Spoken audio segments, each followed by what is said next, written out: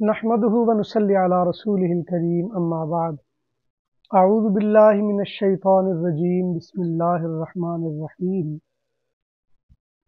لیتفقہوا فی الدین صدق اللہ مولانا العظیم۔ آج کا ہمارا موضوع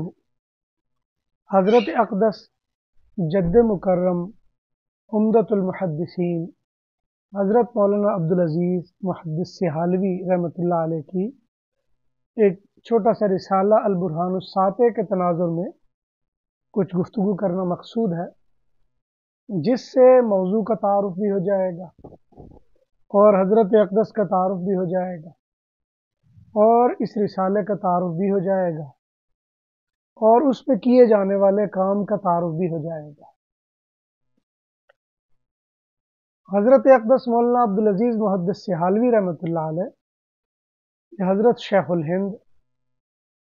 اسی طرح حضرت مولانا خلیل احمد سہارنپوری رحمۃ اللہ علیہ، اسی طرح حضرت مولانا حسین علی صاحب بچرا، یہ ان کے ارشد تلامذہ میں سے تھے۔ حضرت شیخ الہند اور حضرت مولانا خلیل احمد سہارنپوری رحمۃ اللہ علیہ جس سال میں دارالعلوم دیوبند میں اکٹھے پڑھا رہے تھے، اس زمانے کے طلباء میں حضرت جد مکرم مولانا عبدالعزیز محدث سہالوی یہ وہاں دورہ حدیث کے طالب علم تھے، اور دورہ حدیث کے طالب علم ہونے کے ناطے سے اور اس کے علاوہ ایک سال اس سے پہلے وہاں تعلیم حاصل کرنے کے تناظر میں آپ کو جو انعام ملا وہاں، وہ کتابیں آج بھی میرے پاس ذخیرہ کتب میں موجود ہیں بطور انعام کے جو ان کو دی گئی۔ اور پھر دورہ حدیث وہاں فرمایا حضرت شیخ الہند رحمۃ اللہ علیہ، مولانا محمود حسن رحمۃ اللہ علیہ نے اپنی عادت کے بالکل خلاف، چونکہ آپ کی عادت تھی کسی طالب علم کو آپ الگ سے سند نہیں دیا کرتے تھے، لیکن اس زمانے میں فقہ اکبر جو مصر سے چھپی تھی دادا جی نے خرید کر حضرت شیخ الہند کے سامنے پیش کی، اور اس کے ایک صفحے پر حضرت نے اپنے ہاتھ سے سند اجازت اور سند حدیث لکھ کر دی۔ اسی طرح حضرت مولانا خلیل احمد سہارنپوری رحمۃ اللہ علیہ سے بڑا خاص تعلق تھا۔ اسی طرح حضرت مولانا حسین علی صاحب رحمۃ اللہ علیہ سے شاگرد ہونے کے ساتھ ساتھ مرید ہونے کا بھی تعلق تھا، اور آپ کے ان خلفاء میں سے تھے جنہوں نے حضرت سے باقاعدہ سلوک طے کر کے اجازت حاصل کی تھی، اس لیے کہ حضرت مولانا حسین علی صاحب بچروی رحمۃ اللہ علیہ یہ حضرت عثمان دامانی رحمۃ اللہ علیہ کے خلیفہ مجاز تھے، اور حضرت خواجہ سراج الدین کے استاد تھے، جن سے خانقاہ سراجیہ مشہور ہے، ان کے اساتذہ میں سے تھے۔ اور دوسری طرف حضرت مولانا خلیل احمد سہارنپوری یہ حضرت گنگوہی مولانا رشید احمد گنگوہی کے شاگردوں میں سے بھی تھے، اور حضرت نانوتوی کے شاگردوں میں سے تھے۔ اور دوسری طرف حضرت شیخ الہند مولانا محمود حسن رحمۃ اللہ علیہ یہ بھی حضرت گنگوہی اور حضرت نانوتوی کے شاگردوں میں سے تھے۔ گویا اس لحاظ سے یوں سمجھا جائے کہ مولانا عبدالعزیز محدث سہالوی کا جو سلسلہ الذہب ہے سند کے لحاظ سے، وہ تینوں واسطوں سے حضرت گنگوہی، شاہ عبد الغنی محدث دہلوی، شاہ احمد سعید، اور اوپر شاہ اسحاق، شاہ عبدالعزیز اور شاہ ولی اللہ پر جاتا ہے، اور یہ آپ کا معروف ترین سلسلہ یہ سلسلہ الذہب ہے۔ اس کے علاوہ بھی آپ کے اسناد کی کئی اسناد اور بھی ہیں جو اس وقت ہمارا موضوع نہیں ہے۔ حضرت مولانا عبدالعزیز محدث سہالوی دارالعلوم دیوبند سے 1910 میں فراغت کے بعد مختلف علوم و فنون کا آپ نے مطالعہ کیا، اور حضرت مولانا خلیل احمد سہارنپوری رحمۃ اللہ علیہ کی وجہ سے علم کلام سے آپ کو بڑی خاص درک پیدا ہوئی اور بڑا خاص ذوق پیدا ہوا، جس کی وجہ سے آپ نے مرزائیت کے بارے میں، غلام احمد قادیانی کے بارے میں، اسی طرح احمد رضا کے بارے میں، اور اسی طرح مولانا ثناءاللہ امرتسری کے بارے میں بڑی واضح آپ کے موقف اور بڑے واضح فرامین تھے، بلکہ مولانا ثناءاللہ امرتسری کے ساتھ تو آپ کی ٹکر برابر کی تھی۔ عمر کے لحاظ سے اگرچہ مولانا ثناءاللہ امرتسری کو 10-12 سال بڑے تھے آپ سے، لیکن ٹکر آپ کی برابر کی تھی، اور یہ زیادہ واضح اس وقت ہوئی جب حضرت جد مکرم 1914 میں گجرانوالہ میں ہجرت کر گئے،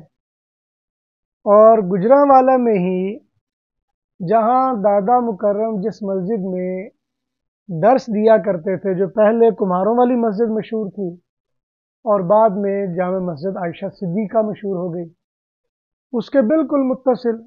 چند دکانوں یا چند گھروں کے فاصلے پر مولانا ثناءاللہ کی مولانا اسماعیل کی ایک مسجد تھی، اور مولانا اسماعیل اس زمانے میں بڑی جوانی کی عمر میں تھے، اگرچہ عمر کے لحاظ سے حضرت جد مکرم کے تقریباً ہم عمر تھے، تو 2-4 سال کا فرق ہوگا، لیکن مولانا اسماعیل رحمۃ اللہ علیہ جو اہل حدیثوں کے بڑے تھے، ہر سال مولانا ثناءاللہ امرتسری کو اپنی مسجد میں ایک دعوت دیا کرتے تھے، اور ایک باقاعدہ پروگرام ہوا کرتا تھا، اور یہ پروگرام نیائی والے چوک میں ہوا کرتا تھا۔ اور نیائی والا چوک یوں سمجھنا چاہیے کہ یہ آج کل جو چوک بنتا ہے، جہاں تقریباً گجرانوالہ اردو بازار سے نکلتے وقت نشارہ روڈ کی طرف نکلیں تو لڑکیوں کا کالج ہے، اس کے سامنے چھوٹی سی آبادی ہے، اور سامنے اے ڈی ماڈل ہائی اسکول ہے، اور ادھر اس طرح کچھ مارکیٹیں ہیں، تو یہ ایک بہت بڑا میدان تھا، اور اس میدان کو نیائی والا چوک کہا جاتا تھا۔ اور نیائی والا چوک کہنے کی وجہ یہی ہے کہ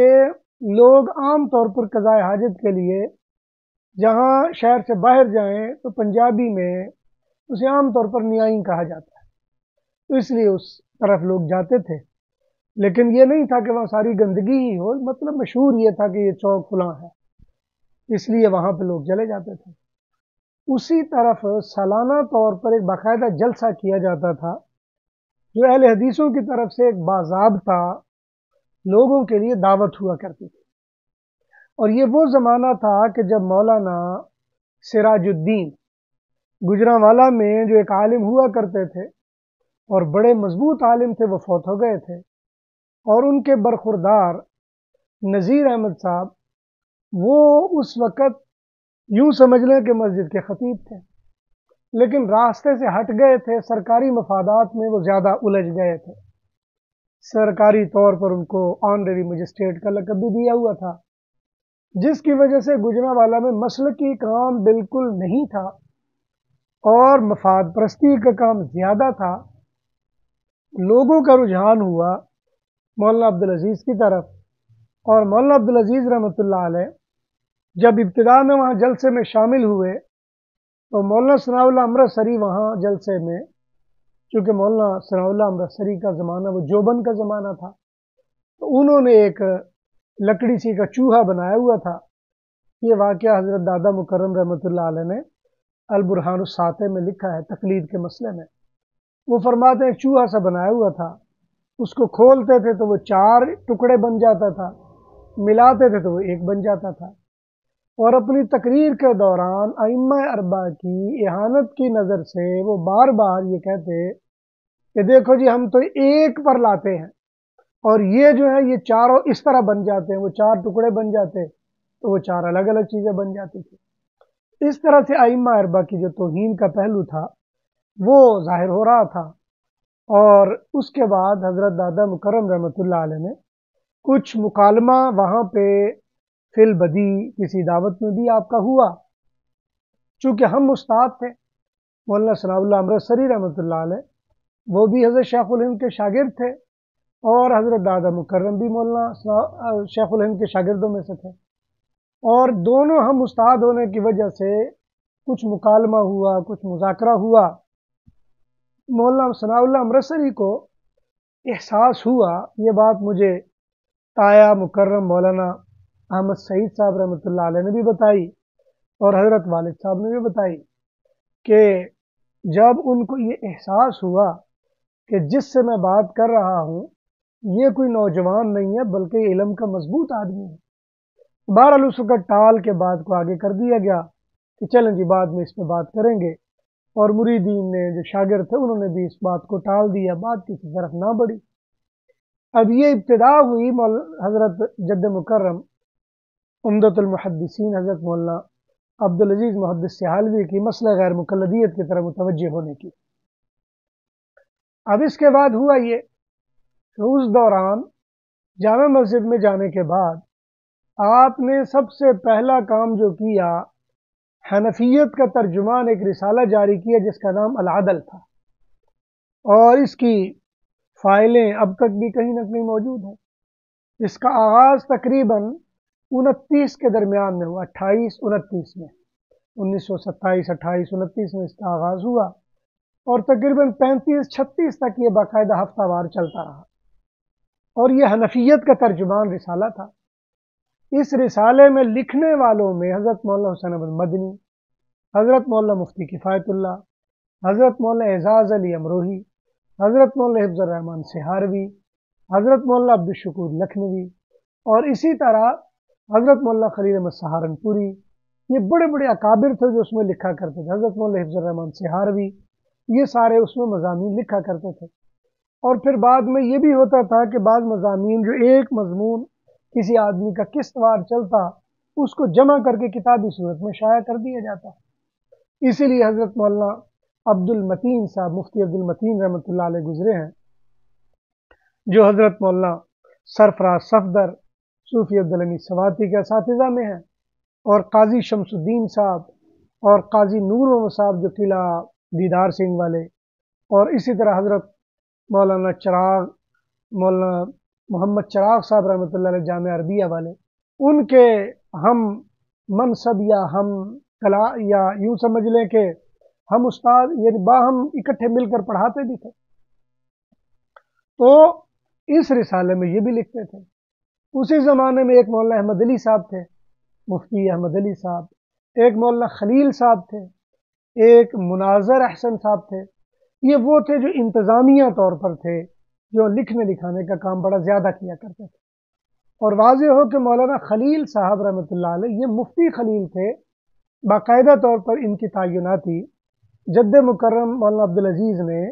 العدل میں فتاوی لکھنے کے ضمن میں کی تھی، اور یہ وہ زمانہ تھا کہ مفتی عبد الواحد صاحب ابھی طالب علم تھے، اور ابھی ان کا وہ مقام مرتبہ نہیں تھا کہ یہ بڑے استادوں میں ہوتے، اور یہ وہ زمانہ تھا کہ ابھی مولانا سرفراز صاحب اور ابھی مولانا صوفی عبدالحمید سواتی صاحب یہ کئی چھوٹی کتابیں پڑھتے ہوں گے۔ البتہ یہ وہ زمانہ ہے کہ جب قاضی شمس الدین صاحب اور اسی طرح بڑے لوگ وہاں اساتذہ کے طور پر کام کرتے تھے، اور بڑے بڑے علماء اور اساتذہ وہاں پڑھنے کے لیے آیا کرتے تھے۔ تو ایسے وقت میں جب العدل کو جاری کیا گیا تو مفتی خلیل احمد بطور مفتی کے تعینات کیے گئے،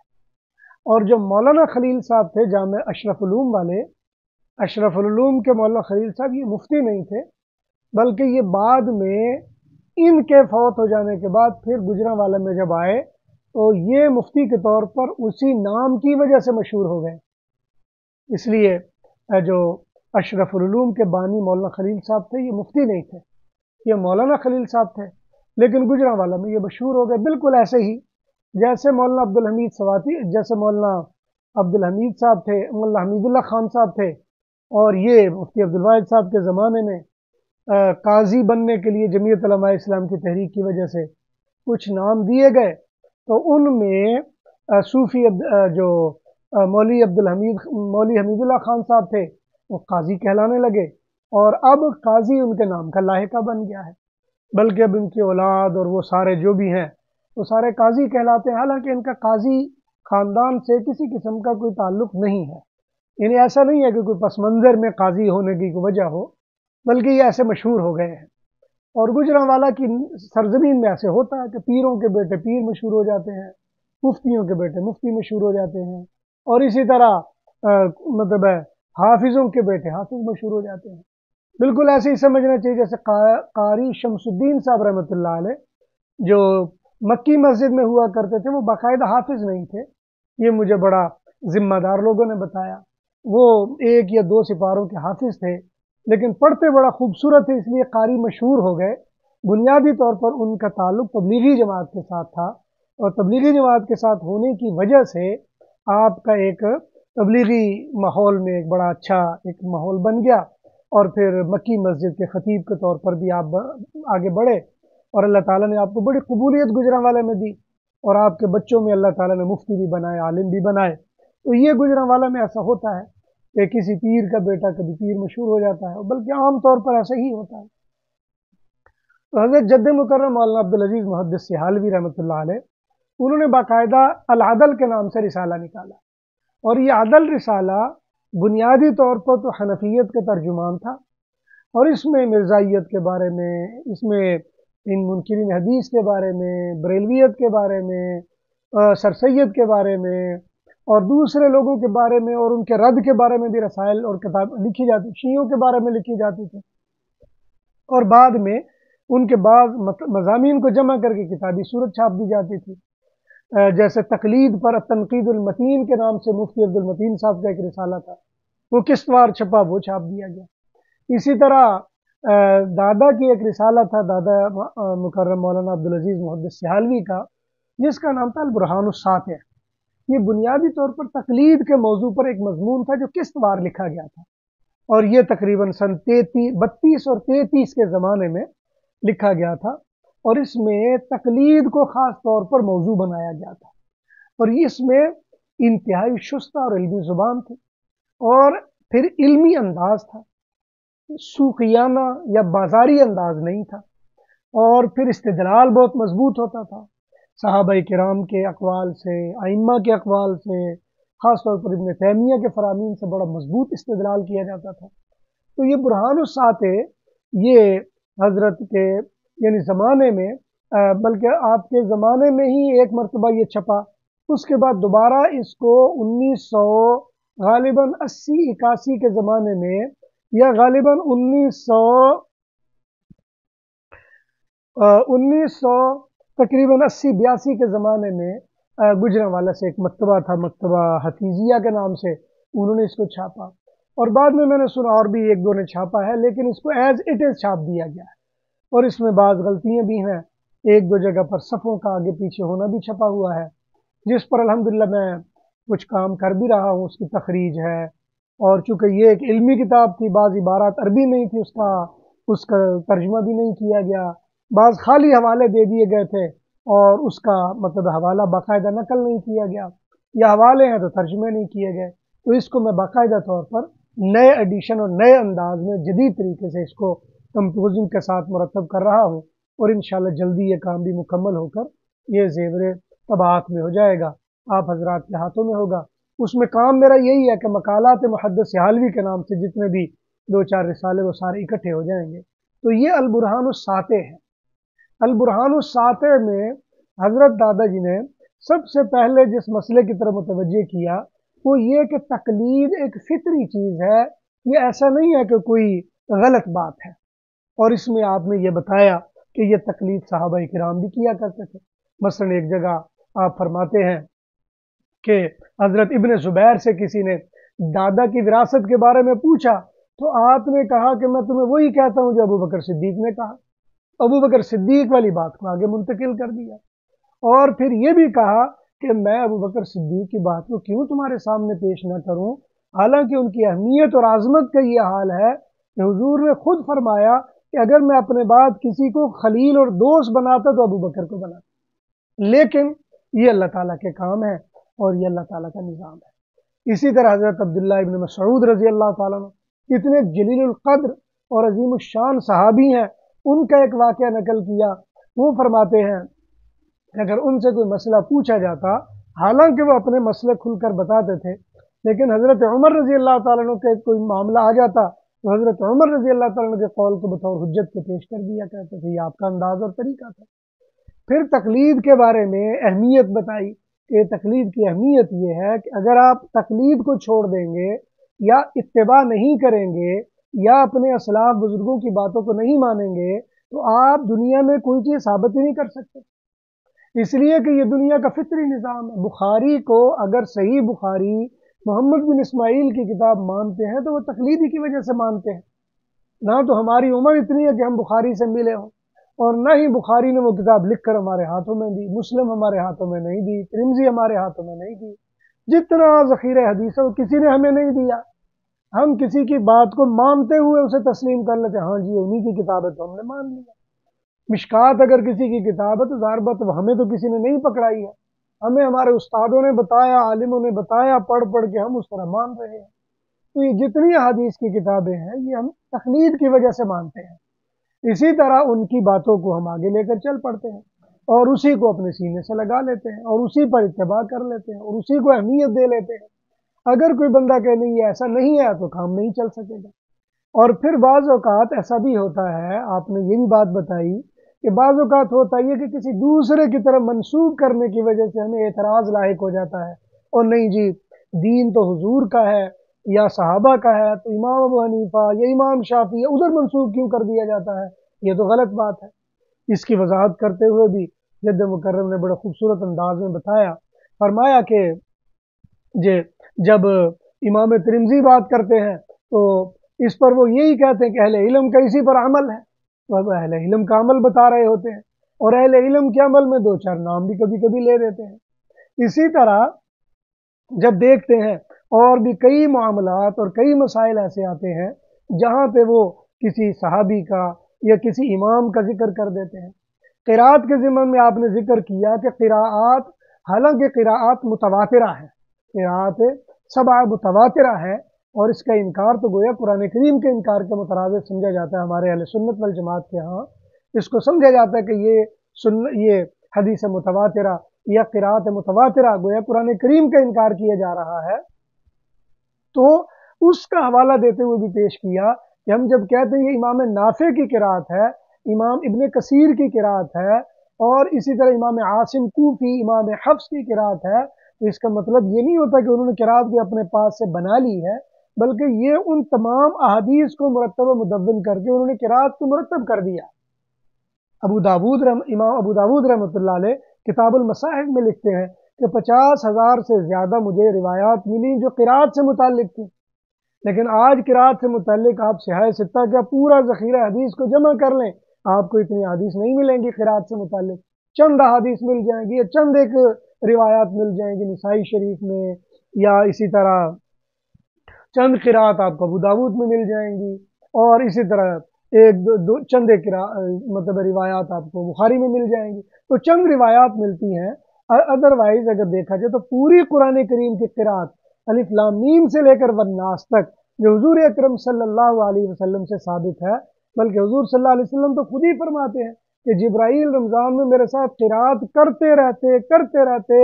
یہاں تک کہ 7 قراءت کو مکمل کر دیتے تھے۔ تو گویا یہ ایک ایسا عمل ہے جو جبرائیل امین، حضور اکرم صلی اللہ علیہ وسلم اور صحابہ کرام اور اس کے بعد محدثین کے ذریعے ہمیں پہنچتا ہے۔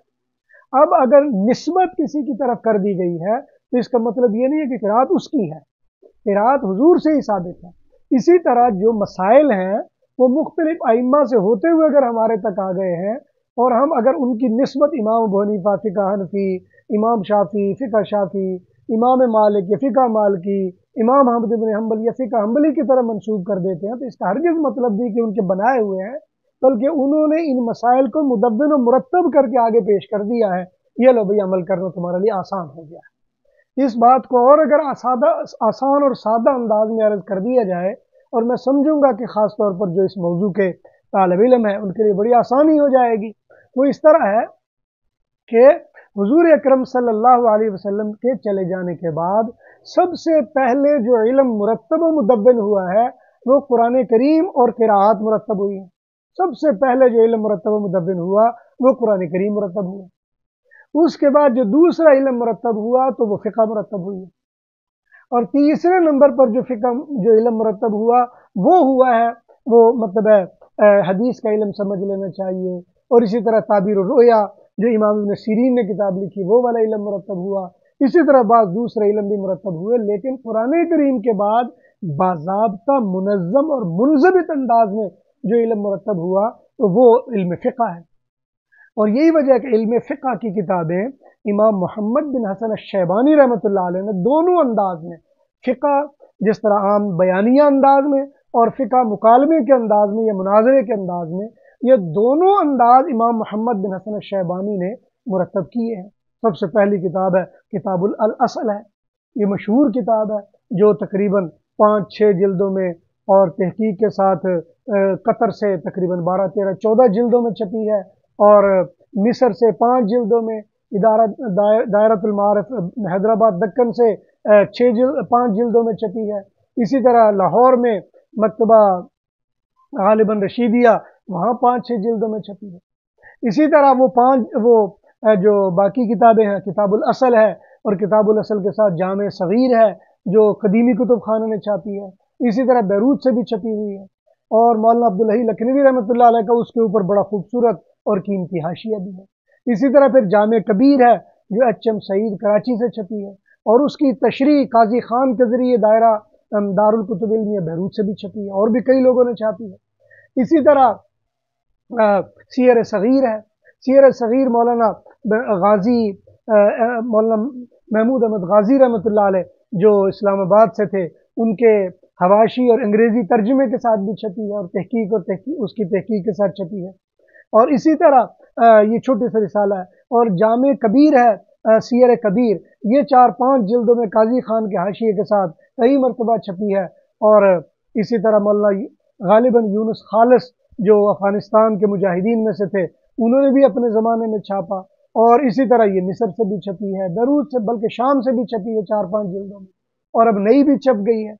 اسی طرح ان کی ایک کتاب سیر الاوسط ہے، اور سیر اوسط جو مطلب ہے دارالقرآن والسنہ، ادارۃ القرآن والسنہ کراچی سے چھپی ہے، اور یہ اصل میں کتاب الاصل کا ایک حصہ ہی ہے، اور یہ بھی چھپی ہوئی ہے، اور یہ وہ کتابیں ہیں۔ اور اسی طرح زیادات ہے، جو زیادات اب تک نہیں چھپی، اس کی شرح قاضی خان والی چھپی ہوئی ہے، اور خاص طور پر جو زیادات کا متن ہے وہ الحمدللہ مجھے اس کے مخطوط ملے ہیں، اور میرے زیر نظر ابھی اس میں تحقیق جاری ہے، اور انشاءاللہ وہ بھی منظر عام پر آ جائے گی۔ اگرچہ بہت سارے جو محققین اور علماء ہیں انہوں نے اس کے بارے زیادات کے بارے میں لکھا کہ اس کا مخطوط دنیا میں یا اس کی دنیا میں ناپید ہے، بلکہ شرح کی صورت میں ملتا ہے، جبکہ یہ حقیقت نہیں ہے۔ زیادات کا مخطوط میرے پاس بھی موجود ہے، اور میں اس وقت اس کتاب پر کسی وقت الگ سے انشاءاللہ ایک میں مطلب ریکارڈ کروا دوں گا، اور اس پر تحقیق جاری ہے زیادات پر۔ اور زیادات کی شرح وہ 6 جلدوں میں بیروت سے بھی چھپی ہوئی ہے، اور کراچی ادارۃ القرآن سے بھی چھپی ہوئی ہے، 6 جلدیں قاضی خان کی شرح کے ساتھ۔ پھر زیادات الزیادات ہے، اور اس پر 2-3 حاشیے ہیں، یہ بھی ایک چھپی ہوئی کتاب ہے۔ اسی طرح یہ 6 کتابیں ہیں، الاصل جس کو مبسوط بھی کہتے ہیں، پھر سیر صغیر ہے، سیر کبیر ہے، پھر جامع صغیر ہے، جامع کبیر ہے، اور زیادات ہے، زیادات الزیادات ہے، اور یہ ساری چھپی ہوئی ہیں۔ ان کو اصول 6 بھی کہا جاتا ہے، اور یہ اصول 6 تھے، بعد میں انہی اصول 6 کی تقلید کرتے ہوئے سیاہ 6 وجود میں آئی ہیں۔ یہ بعد میں محدثین نے اصول 6 کو سامنے رکھ کے سیاہ 6 بنائی ہیں۔ تو اصول 6 جن کے بارے میں امام شامی نے فرمایا تواترت بالسند المضبوط، کہ جو اصول 6 ہیں سند مضبوط اور تواتر کے ساتھ ہم تک پہنچی ہیں، یعنی محدثین کے ہاں تو حدیث تواتر کے درجے میں پہنچتی ہے، یہاں تو کتابیں ہیں جو تواتر کے درجے میں پہنچی ہوئی ہیں، اور ہر فقیہ اور مفتی اس کا مطلب ہے لے کر آگے چلنے والا ہے، اور مفتی حضرات اس کے سند میں آتے ہیں، کوئی عامی تو آتا بھی نہیں ہے۔ اسی طرح جو کلامی انداز ہے اس میں الحجہ علی اہل المدینہ، یعنی امام مالک رحمۃ اللہ علیہ کے پاس امام محمد جب علم لینے کے لیے گئے تو کتاب الحجہ علی اہل المدینہ لکھا آپ نے، اور اہل مدینہ پر حجت قائم کی، 4 جلدوں میں وہ بھی چھپی ہوئی ہے، 2 جلدوں میں بھی چھپی ہوئی ہے، اور یہ بھی لاہور سے بھی چھپی، حیدرآباد دکن سے بھی چھپی، بیروت سے بھی چھپی ہوئی ہے، الحجہ علی اہل المدینہ کے نام سے، اور قدیمی کتب خانے میں بھی 2 جلدوں میں اس کو چھاپا ہوا ہے۔ اور مولانا مہدی حسن رحمۃ اللہ علیہ جو چاند پوری تھے، ان کی تحقیق اور حواشی کے ساتھ بھی چھپی ہے یہ 4 جلدوں میں۔ اور اسی طرح جو موطا امام مالک ہے بروایت محمد بن حسن الشیبانی، اس کو عام طور پر ہمارے ہاں بر صغیر میں موطا امام محمد کے نام سے جانا جاتا ہے۔ یہ اصل میں موطا امام مالک ہے، جو امام مالک کے موطا کی مختلف روایات ہیں، اور ان روایات میں یحییٰ مصمودی کی روایت ہے، اور دوسری روایتیں ہیں، یحییٰ ابن یحییٰ کی روایت ہے، اور ایک محمد بن حسن الشیبانی کی روایت ہے۔ اور اس میں بھی امام مالک سے روایت کرنے کے بعد امام محمد باقاعدہ بتاتے ہیں کہ امام مالک اس پر عمل کرتے ہیں، ہم عمل نہیں کرتے، ہماری دلیل یہ بنتی ہے، ان کی دلیل یہ بنتی ہے، پوری کلامی انداز میں اس پر بحث کی جاتی ہے۔ تو یہ ایک بہت وسیع ذخیرہ ہے۔ جب حدیث ابھی مرتب نہیں ہوئی تھی تو اس وقت یہ فقہ مرتب ہو چکی تھی، اور یہ فقہ مرتب کرنے کا سہرا بھی سب سے پہلے امام ابو حنیفہ کے ہاں جاتا ہے،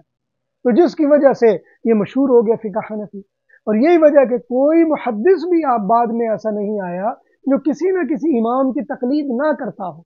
آج یہ کہہ دیا جاتا ہے امام بخاری مجتہد ہیں، امام مسلم مجتہد ہیں، یا امام ابو داود، امام ترمذی مجتہد ہیں، حالانکہ یہ مجتہد مطلق نہیں ہے، یہ کسی نہ کسی مذہب کے اندر مجتہد ہیں۔ انہوں نے کوئی نہ کوئی نقطہ نظر اختیار کیا، اس کے اندر اجتہادی صلاحیتیں ان میں ہیں۔ امام شاہ ولی اللہ رحمۃ اللہ علیہ کا بھی یہی نقطہ نظر ہے، اور کئی محدثین فقہاء نے یہی نقطہ نظر دیا ہے کہ یہ جتنے ائمہ حدیث ہیں یہ کسی نہ کسی کی اقتداء کر رہے ہوتے ہیں۔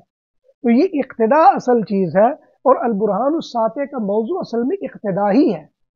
اور اقتداء کے خلاف جو سب سے پہلے نقطہ نظر اٹھایا ہے وہ روافض نے اٹھایا ہے۔ یہ روافض کا کام ہے جو سب سے پہلے یہ اٹھاتے تھے۔ اور یہاں یہ بات واضح ہو جانی چاہیے، روافض اور شیعہ میں فرق ہے۔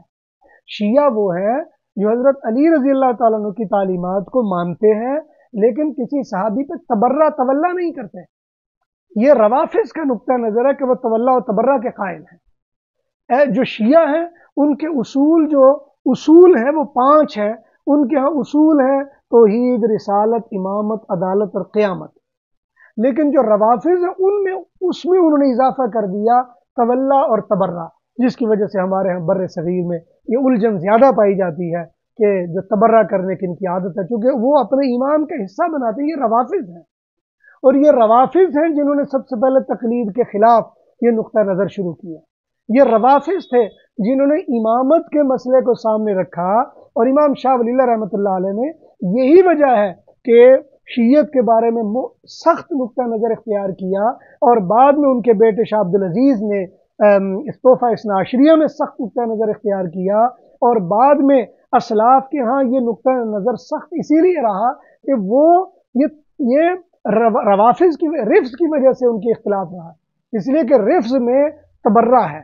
اور تولا ہے۔ وہ کہتے ہیں جس کو ہم والی مانتے ہیں اس کو سینے سے لگاتے ہیں، جس کو نہیں مانتے اس کے بارے میں تبرہ کرتے ہیں، اور تبرہ کرنا ان کا یہ ایمان کا حصہ ہے۔ تو اس لیے یہ وہاں سے عدم تقلید کا پہلو پیدا ہوا، اس لیے کہ ان کا نقطہ نظر یہ ہے کہ امام آپ کے درمیان ہوگا تو زندہ امام کی تقلید ہونی چاہیے، کسی مردہ امام کی تقلید ان کے یہاں نہیں ہے۔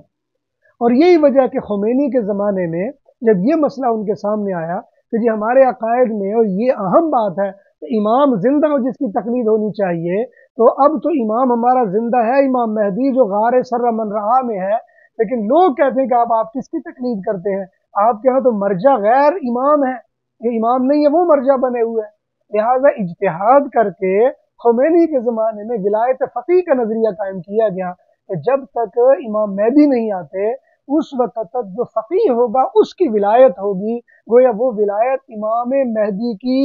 یعنی نگرانی میں یا اس کی تولیت میں یا اس کی زیر سرپرستی میں فقیہ کی ولایت کو مانا جائے گا، وہ قائم مقام امام کی ولایت کے سمجھی جائے گی۔ یہ ان کے ایک نیا نقطہ نظر پیدا ہو گیا، اور یہ تقلید کے ضمن میں جو حضرت جد مکرم نے رسالہ لکھا یہ انتہائی مفید رسالہ ہے، اور جو